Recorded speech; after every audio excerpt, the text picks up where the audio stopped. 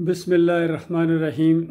अपनी तारीख़ में हमने पढ़ा था कि मुसलमान जब दूसरी कौमों को ईमान अकीदे की दावत देते थे और ये वजह बताते थे कि हम जो तुम्हारे मुल्क के अंदर आए हैं इंसानों को इंसानों की ग़ुलामी से निकाल कर अल्लाह की ग़ुलामी में, और अस्लिम तस्लिम ये एक नारा होता था, अस्लिम तस्लिम, इस्लाम कबूल करो तुम हिफाजत किए जाओगे, तुम महफूज हो जाओगे, बच जाओगे, यानी अल्लाह के अज़ाब से बच जाओगे, इस्लाम आखिरी सहारा है। तो उसके बाद जब ईमान का दौर ख़त्म हुआ, आस्ता आस्ता ईमान के अंदर शिरक और कुफ्र आ गया और मूर्ति पूजा करने वाले और कब्र पूजा करने वाले जब एक जैसे हो गए तो फिर मुसलमानों का रौब और दबदबा चला गया। पहले मूर्ति पूजा करने वाले और गाय के पेशाब को पीने वाले की ये ज़रा बातें सुने और फिर मुझे बताएं कि कौन है पाकिस्तान का लीडर जो इसको जवाब देगा। अगर तुम्हारे पास इसका जवाब नहीं है तो बहरहाल मेरे पास जवाब मौजूद है। पहले ये ज़रा सुन लीजिए। देखे कौन जीतता है और पाकिस्तान के हुक्मरान सुन ले। हमारे 18 जवानों का बलिदान बेकार नहीं जाएगा। भारत सफल रहा है पूरे दुनिया में आपको अलग थलग करने के लिए, और हम उसको तेज करेंगे और पूरे विश्व में आपको अकेला रहने के लिए हम मजबूर करके रहेंगे। वो दिन दूर नहीं होगा जब पाकिस्तान की आवाम पाकिस्तान के हुक्मरानों के खिलाफ, आतंकवाद के खिलाफ लड़ाई लड़ने के लिए मैदान में आएगी।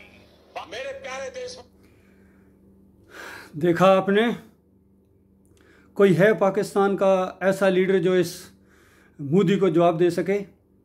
और जो कुछ इसके प्रोग्राम थे आज अमली तौर पर आप देख नहीं रहे हैं।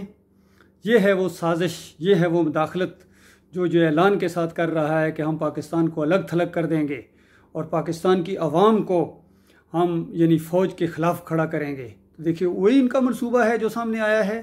आज सोशल मीडिया देखो और आम पब्लिक के अंदर में जब मैं देखता हूँ, मैं बातचीत करता हूँ लोगों से और मुझे बहुत तकलीफ़ होती है क्योंकि मैं ख़ुद आर्मी अफसर हूँ। 7 Punjab regiment 70th PMA long course 23232 मेरा PA नंबर है। और आज से 38 साल पहले मैंने यही फ़ौज के अंदर बात कही थी कि देखो अगर इन हिंदुओं का मुकाबला करना है और हिंदुओं को नीचे दिखाना और पूरी दुनिया के अंदर अल्लाह ताला तुम्हारी हुकूमत को कायम करेगा। अल्लाह तो वादा कर ही चुका है पहले, और कुरान के अंदर भी ये वादा मौजूद है, नबी अलैहिस्सलाम की हदीस के अंदर भी ये वादा मौजूद है कि ये दीन पूरी ज़मीन के ऊपर गलबा पकड़ेगा। कौन सा दीन? अल्लाह की तौहीद का दीन, जो अल्लाह को पुकारें, अल्लाह के सामने झुकें और अल्लाह के अलावा ना किसी से डरें, ना किसी से दबें और ना किसी के सामने सजदे करें, ना किसी से भीख मांगें। तो जब ऐसे मुसलमानों के साथ अल्लाह ताला का वायदा था, मेरे प्यारे भाइयों देखो बात कितनी साबित हो गई है। ये मैंने जो YouTube चैनल बनाया था इसके अंदर मेरे जितने वीडियोज़ हैं आप इनके एक एक को कहीं से भी खोलें, ईमान खालिस के गिर्द घूमता है। और मैं तुम्हें एहसास दिलाने की कोशिश कर रहा हूँ कि तुम्हारी ज़िल्लत और ख्वारी और तुम्हारी नामर्दी और तुम्हारी बुज़दिली, जिसका ये सबूत है कि गाय का पेशाब पीने वाला तुम्हें ललकार रहा है, गाय का पेशाब पीने वाला तुम्हें ललकार रहा है और तुम में से किसी एक के अंदर भी हिम्मत नहीं है कि इसकी ललकार का जवाब दे सको।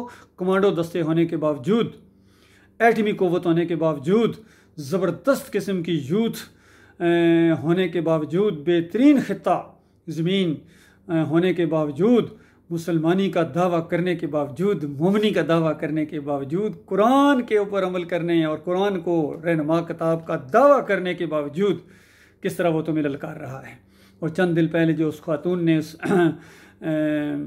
उसने जो नबी अलैहिस्सलाम के लिए और उम्मुल मोमिनीन के लिए जो अल्फाज बोले थे उसमें भी आपका खून नहीं गरमाया है और उसने भी आपने कोई मुनासिब जवाब उनको नहीं दिया है, जिस वजह से ये हिंदू शेर हो रहे हैं। अल्लाह के बंदो, ये तुम्हारे शिर्क की वजह से है। तुम कब्रों के पुजारी बन गए हो, तुम मज़ारों के पुजारी हो और तुम मज़ारों के ऊपर जो चादरें चढ़ाते हो और उसके ऊपर लेट जाते हो, ये बुत परस्ती है। बताओ आज अगर आपकी और उनकी जंग शुरू हो जाए तो ये हक और बातिल की जंग होगी? बताओ मुझे, ये हक और बातिल की जंग नहीं होगी, ये मूर्ति पूजा करने वाले की और कब्र पूजा करने वाले की, मज़ार पूजा करने वाले की जंग होगी। ये जो पत्थर के पुजारी की और हड्डियों के पुजारी की, ये दो बातिल आपस में टकराएंगे। इसलिए तुम डरते हो, ये तुम्हारा डरना बिल्कुल फितरी है। क्यों? मुशरिक बन गए हो, शिर्क तुम्हारे अंदर आ गया है, तुम्हारे अकीदे के अंदर ख़राबी है, तुम्हारी अक्सरियत शिर्क करती है, तुम्हारे लीडर शिर्क करते हैं, तुम्हारे उलमा शिर्क करते हैं। तुम्हारे ये फ़िरके मसलक बन गए हो, कोई बरेलवी बना दिया गया, कोई देवबंदी बना दिया गया, कोई अहले हदीस बना दिया गया, और उसके बाद तुम्हारा कोई रोब और दबदबा इस ज़मीन के ऊपर किसी मुल्क के लिए नहीं है, बल्कि सौरों का दबदबा तुम्हारे ऊपर है। अल्लाह के बंदो, ये ज़िल्लत और ख्वारी सिर्फ शिर्क की वजह से है, शिर्क की वजह से है, शिर्क की वजह से है। ये 38 साल पहले मैंने 7 पंजाब रेजिमेंट के अंदर ये बात उठाई थी, तो कर्नल नजमुल हसन मलिक, जो एक ख़ास फ़िरके के साथ उसका तल्लुक़ था, उसने इसको तौहीन समझी और फिर मुझे वो ब्रिगेडियर मोइन के पास ले गया, 46 एक ब्रिगेड, जो बाद में जनरल ज़िया के साथ क्रैश हो गया था। उसके सामने भी ईमान अकीदे की मैंने यही बात कही थी कि देखो, ईमान और अकीदे के अंदर ख़राबी है, ईमान और अकीदे के अंदर ख़राबी है। सुबह पीटी परेड के अंदर दम दम अली अली और नारा हैदरी जब लगाते हो तो कुरान के पहले सफ़े का इनकार हो जाता है, मोहम्मद रसूलुल्लाह का इनकार हो जाता है, ला इलाहा इल्लल्लाह मोहम्मद रसूलुल्लाह का इनकार है, मजाक है। इस वजह से तुम्हें ज़िल्लत और ख्वारी तुम्हारे ये है। और अगर तुम ईमान खालिस कर लो, तौहीद की दावत को अपना लो, तो अल्लाह ताला तुम्हें हर मैदान के अंदर तुम्हारी सरबुलंदी होगी। बाकी मुझे पूरा यकीन है कि मेरा ये वीडियो सुनने के बाद भी किसी लीडर के अंदर ये ज़रूरत नहीं है कि मोदी को जवाब दे सके, लिहाजा मोदी को जवाब मैं दूँगा इंशाअल्लाह। मोदी जब आएंगे, अल्लाह के बंदे, जब अल्लाह के बंदे ईमान की दावत लेकर आएंगे, ईमान की तौहीद की दावत उठाएंगे, पहले पाकिस्तान के अंदर पाकिस्तान को पाकिस्तान बनाएंगे। जिस तरह तुम्हारी मूर्ति पूजा है, ये यहाँ से पहले कब्र परस्ती ख़त्म होगी, कोई मज़ार नहीं देखा जाएगा, सबको ग्राउंड किया जाएगा, हर तरफ अल्लाह ही अल्लाह होगी, अल्लाह की तौहीद का दौर दौरा होगा। और ईमान खालिस की बात करने के बाद मोहम्मद रसूलुल्लाह के तरीके के ऊपर जब हमारी फ़ौज भी ईमान के साथ होगी, हमारी आवाम भी इंशाअल्लाह आवाम के साथ होगी, तो उसके बाद तुम्हारी खैर नहीं है, तुम्हारे बुतों की खैर नहीं है, और तुम्हारी मूर्तियों की फिर खैर नहीं है, और फिर तुम्हारी बोलती बंद हो जाएगी, तुम्हारी धोती खुल जाएगी, क्योंकि एक ही नारा होगा हमारा। अब हम नारा हैदरी नहीं लगाएंगे, अब हम नारा तकबीर, अल्लाह अकबर, अल्लाह अकबर, अल्लाह अकबर से जब ज़मीन गूंजेगी, आसमान से मदद आएगी, फरिश्ते उतरेंगे। और उसके बाद जिस तरह पहले काफिरों मुशरिकों की खबर ली गई थी, एक एक जब्बार और एक एक काफिर और मुशरिक और एक एक बदमाश को घुटने टेकने पड़े थे इस्लाम के आगे, इस तरह तुम्हारे घुटने भी टेके जाएंगे। और ये इस्लाम, याद रखना, तुम चाहो या ना चाहो, ये इस्लाम की दावत पूरी दुनिया में फैलेगी इंशाअल्लाह। पूरी दुनिया के अंदर इस्लाम का गलबा आने वाला है। ये सच्ची किताब के अंदर कुरान का वादा है, और कुरान की बात अल्हम्दुलिल्लाह से लेकर वन्नास तक अल्लाह की बात है, तुम्हारे रब की बात है। तुम अपने रब के दुश्मन बने हुए हो, तुम अपने रब के मुनकर बने हुए हो।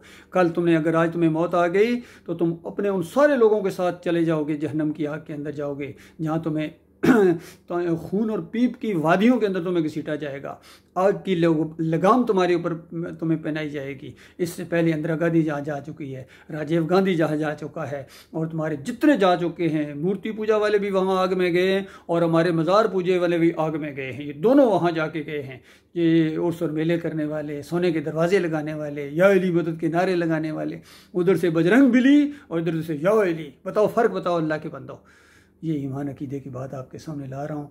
जो भी इस ईमान अकीदे की बात को मानेगा, वो अल्लाह ताला का फरमाबरदार बनेगा, मोमन बनेगा, चाहे हिंदू माने, चाहे सिख माने, चाहे यहूदी माने, चाहे ईसाई माने, चाहे हमारे जो हैं बिगड़े हुए मुसलमान, ये इस ईमान अकीदे की बात को बिल्कुल मान जाएँ। क्योंकि अल्लाह ताला कहता है, या अय्युहल्लज़ीना आमनू बिल्लाह, ईमान का दावा करने वालों, ईमान लाओ। तुम पहले खुद मुसलमान बनो, पहले खुद इस तौहीद की दावत के इनकारी ना बनो, इसके मुखालिफ ना बनना। देखना, अगर तुम नहीं मानते हो तो ना मानो, तुम इसे अल्लाह निपट लेगा। लेकिन ईमान और तौहीद की दावत देने वाले के तरफ ज़रा मैली आंख से ना देखना, तुम्हें अल्लाह पीस के रख देगा। इससे पहले भी अल्लाह ताला ने बड़े बड़े काफिरों और बड़े बड़े मुनकरीन को अल्लाह ताला ने पीस के रख दिया है, जिसने इस तौहीद की दावत को रोकने के लिए प्रोपेगेंडे किए हैं। अल्लाह ताला गौर व फिक्र करने की तौफीक अता फरमाए। इस मोदी की ये बात सुन के मेरा खून खौल उठा है। यकीन कीजिए, काश मेरे पास वो ताकत होती, और इंशाअल्लाह ताकत देगा अल्लाह ताला। जब ताकत मेरे हाथ में आएगी, उस वक्त देखें, हिंदुओं का भी सही तरीके से इनका इलाज किया जाएगा, सिखों का, यानी इनको ईमान की दावत पहले दी जाएगी। ईमान की दावत दी जाएगी, मानते हो तुम हमारे भाई हो, हम तुम्हारे भाई हैं, एक अल्लाह के। ऊपर वाला कहते रहते, ऊपर वाले को मानते नहीं हो। याद रखिए, ऊपर वाले का मानने वाला सिर्फ वो है जो ज़मीन में ना मूर्ति को पूजता है, ना किसी तस्वीर को पूजता है, ना दरख्त को पूजता है, ना कब्र को, ना मज़ार को, ना जिंदा पीर को, ना मुर्दा पीर को। इन ज़मीन वालों के साथ उसकी बंदगी का कोई मामला नहीं है। उसका ये इज़्ज़तदार सर एक अल्लाह के सामने, एक अल्लाह के सामने, ऊपर वाले के सामने सिर झुकेगा बस। इसके अलावा ना अमेरिका के सामने झुकेगा, ना रूस के सामने झुकेगा, ना चाइना के सामने, ना बरतानिया के सामने, ना फ्रांस के सामने, ना दौलत वाले के सामने, ना बादशाह के सामने, किसी के सामने नहीं झुकेगा, ना तादाद वाले के सामने, किसी के सामने नहीं झुकेगा। ये जमहूरियत का मामला नहीं है। अल्लाह का दीन इस्लाम जमहूरियत के ज़रिए नहीं आएगा, वोटों के ज़रिए नहीं है, ये दावत के ज़रिए आएगा।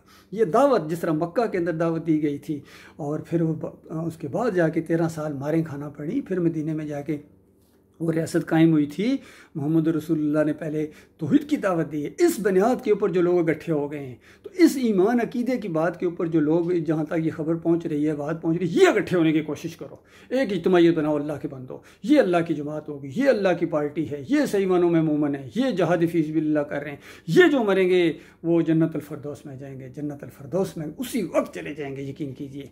बाकी अगर ईमान अकीदा सही नहीं है, चाहे तुम बैतुल्लाह की हिफाजत में मरो, चाहे पाकिस्तान तो क्या बैतुल्लाह की हिफाजत में भी अगर तुम मरो यूनिफॉर्म के अंदर, तुम जन्नत की खुशबू नहीं पा सकोगे अगर तुम्हारे ईमान के अंदर शिरक है।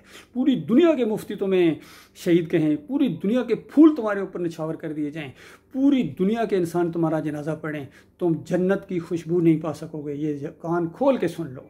और जो भी ईमान को खालिस करेगा, चाहे इंडिया का रहने वाला है, चाहे बांग्लादेश का रहने वाला है, चाहे मक्के का है, चाहे मदीने का है, चाहे अमेरिका का है, चाहे फ्रांस का है, चाहे बरतानिया का, जहाँ का भी रहने वाला है, इस किताब को मान लेगा, आखिरी नबी मोहम्मद सल्लल्लाहु अलैहि वसल्लम को मान लेगा, वो जहन्नम की आग से बच जाएगा। इसके अलावा कोई बचने वाला नहीं है, कोई बचने वाला नहीं है। ये रब्बुल आलमीन का आखिरी फैसला है। फरमाया वक़ज़ा रब्बो का अल्लाह ताबुदू इल्ला इय्याह, ये तुम्हारे रब का आखिरी फ़ैसला है, ये ऊपर वाले का आखिरी फ़ैसला है, अल्लाह ताबुदू इल्ला इय्याह, कि उसके अलावा किसी और की बंदगी नहीं होगी, उसके अलावा किसी और की पुकारें नहीं लगेंगी, ना बजरंग बिली लगेगी, ना या इली लगेगा, कोई भी नहीं लगेगा उसके अलावा। और उसके अलावा किसी की नज़र न्याज नहीं होगी, ना 11वीं, ना 12वीं, ना ये प्रसाद, सब कुछ ख़त्म कर दिया जाएगा। ख़त्म करो, उससे तौबा करो, माफ़ी मांगो। किसी का वास्ता वसीला नहीं होगा, किसी की नज़र न्याज नहीं होगी, ना गाय की पूजा होगी, ना घोड़े की पूजा होगी। अब देखिए, इंडिया वाले गाय की पूजा कर रहे हैं, ये मुसलमान जो हैं ये घोड़े की पूजा करते हैं 10 मुहर्रम को। फ़र्क बताओ मुझे फ़र्क बताओ। गुस्से में बात नहीं मामला ठीक हो जाएगा। गुस्सा और जज्बाती ये कैफियतें, ये गमो गुस्सा जज्बाती के, इसका हकीकत से कोई तल्लक नहीं है। सोचो, एक एक दो दो मिल के सोचो कौन सी बात है जो मैंने गलत कही है। यही बात हर नबी ने कही। अब तो नबी आने वाला कोई नहीं, आखिरी नबी मोहम्मद सल्लल्लाहु अलैहि वसल्लम 1500 साल पहले यही दावत दे के, इसकी खातिर पूरी जदोजहद करके और इस्लामी निज़ाम का एक नक्शा कायम करके अल्लाह ताला ने उनके ज़रिए एक नमूना पूरी इंसानियत के सामने रखा। उस नमूने की पैरवी करो। ये नहीं कि हमारे इमरान खान मदीना रियासत बना देंगे, खुद मज़ार के सामने जाके सजदा रेज़ हो जाते हैं और कहते हैं मैं मदीना रियासत बनाऊंगा। कुछ दूसरे नबियों वलियों के सजदे साबित करते हैं और कहने हैं पूरी दुनिया का रंगे जहाँ बदली कर देंगे। और तुम कैसे रंगे जहाँ बदली करोगे? तुमने अपना ईमान बदली कर दिया है, अपना ईमान मुशरकाना बना दिया है, तो गिला किससे करते हो? अल्लाह के अजाब का कोड़ा तो बरसेगा। उसने कह दिया था मैं दुनिया और आखिरत में ज़लील ख्वार करूँगा ऐसों को जो किताब के कुछ हिस्से को माने और कुछ हिस्से को ना माने, और जो सारे पूरी किताब को ही ना माने, नबी को ही ना माने। तो उसके बाद अल्लाह ताला ने पूरा प्रोग्राम बना के रखा हुआ यहाँ दुनिया के अंदर भी और आखिरत के अंदर भी। अल्लाह ताला इस खौफनाक अंजाम से हमारे सारे भाइयों को, सारे इंसानों को, आदम के बच्चों को बचाए, ईमान की तरफ आएँ और अल्लाह ताला इनके ऊपर आएँ। जन्नतें, बड़ी बड़ी जन्नतें अल्लाह ताला ने तैयार करके रखी हैं अल्लाह के बंदो। और अगर बात नहीं मानोगे तो बहुत खौफनाक आग अल्लाह ने तुम्हारे लिए तैयार करके रखी है। जहन्नम मुँह खोले तुम्हारा इंतज़ार कर रही है। चाहे कोई सदर हो, वज़ीर आज़म हो, जनरल हो, कर्नल हो, DSP हो, ASP हो, और जितना मर्जी बड़ा उसका रैंक हो, दौलतमंद हो, जितना मर्जी दौलतमंद हो, ऊंचे ख़ानदान का, खूबसूरत हो, मक्की हो, मदनी हो, जो भी हो, जो ईमान की तरफ नहीं आएगा उसको अल्लाह ताला आग में फेंकेगा। और जो तौबा इस्तग़फ़ार करके अपने मालिक और खालिक की रहमत की तरफ आ जाएगा, मालिक अपनी रहमत से उसके सारे गुनाहों को नेकियों में बदली कर देगा। यकीन कीजिए। वक़ान अल्लाह गफ़ूर रहीम, मालिक फरमाता मैं ये करूँगा क्योंकि मैं गफ़ूर रहीम हूँ। इतना रहम करने वाला, माओ से ज़्यादा प्यार करने वाला मालिक है। यकीन कीजिए, हदीस में आता है अल्लाह ताला ने अपनी पूरी जो उसकी रहमत है ना, उसके 100 हिस्से किए और एक हिस्सा इस कायनात में बखेरा है। 99 हिस्सों को अपने पास रखा हुआ है और उनको अभी छेड़ा तक नहीं गया है। और क़यामत के दिन अल्लाह ताला वो सारी की सारी रहमत को मोमनों के ऊपर यानी मानने वालों के ऊपर निछावर कर देगा। और उस दिन मारे जाएंगे मूर्ति की पूजा करने वाले, घोड़े की पूजा करने वाले, मज़ारों की पूजा करने वाले, जमहूरियत की पूजा करने वाले, बादशाहों की पूजा करने वाले, दौलत की पूजा करने वाले मारे गए। और मालिक अपने बंदों को, मोमन बंदों को, चाहे दुनिया में झोंपड़ी में रहते हों, लेकिन ऐसे ऐसे महलात देगा, ज़मीन से, जन्नत की ज़मीन से 60 मील ऊंचे महलात अल्लाह ताला अपने मोमन बंदों को देगा। और उस वक्त पता चलेगा कौन जीता कौन हार गया।